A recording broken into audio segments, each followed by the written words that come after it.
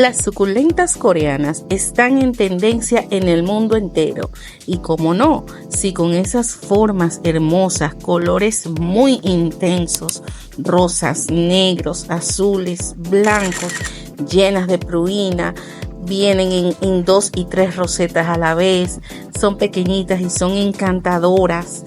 ¿Cómo no nos van a enamorar? Pero ¿son realmente coreanas? Pues el término coreano se le ha dado en sentido general, pero realmente ellos vienen de muchas partes del continente asiático. Como la mayoría de las suculentas coreanas importadas, vienen sin raíz, por lo cual nosotras debemos de gestionar que ellas saquen raíz. Y manos a la obra, aquí te voy a dar mis mejores tips para que tengas éxito enraizando tus suculentas coreanitas. Para esto vamos a utilizar este tipo de fuente de barro con agujero de drenaje de poca profundidad, como pueden ver, y lo que va a dar el éxito a que ellas enraicen perfectamente va a ser la combinación de la maceta y del sustrato. Estas señoritas no aguantan tierra. Vamos a colocarlas en sustrato especial para suculentas. Lo primero que vamos a hacer es taparle el orificio del drenaje con esta mallita. Esta mallita es muy buena, la pueden conseguir en cualquier ferretería. Colocamos la mallita en el fondo.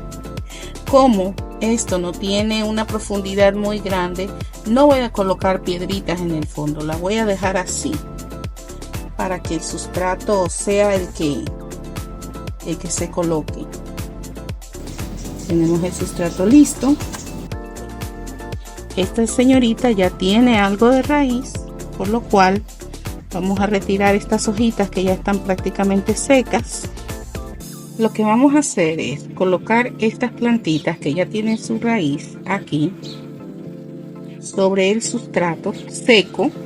Este sustrato debe estar seco, y una vez que las tenemos aquí, no las vamos a regar. Recuerden que ellas vienen llenas de agua. Todas esas hojas, cuando las ven así gorditas y duras, es porque ella está muy hidratada y no necesita riego. Aunque ya tengan un poquito de raíz, aunque tengan las 3 o 4 primeras raíces, ellas no necesitan riego.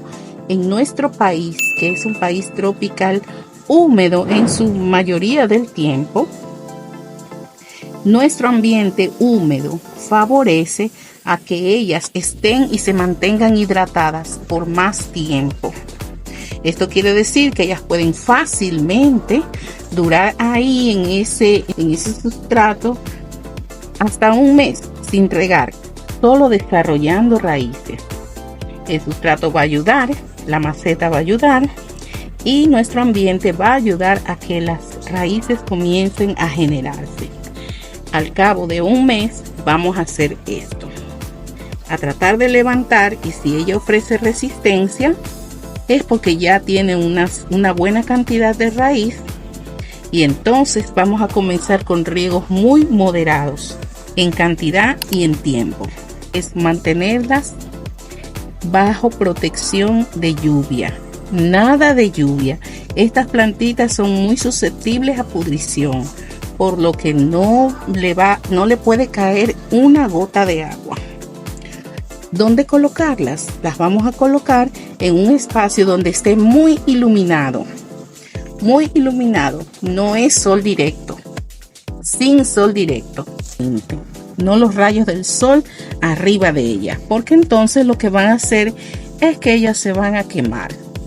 Se van a quemar, se van a poner aguadita, blandita, y van a comenzar a derretirse. Las temperaturas que a ellas les gustan son temperaturas templadas, frescas. No les gusta el calor.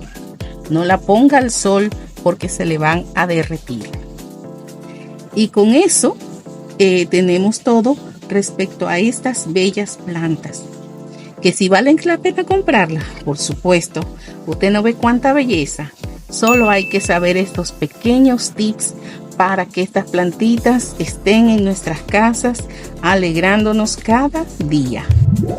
Si te gustaron estos tips y esta información, recuerda suscribirte, darle like y compartir para que todos sepamos cómo cuidar estas bellezas.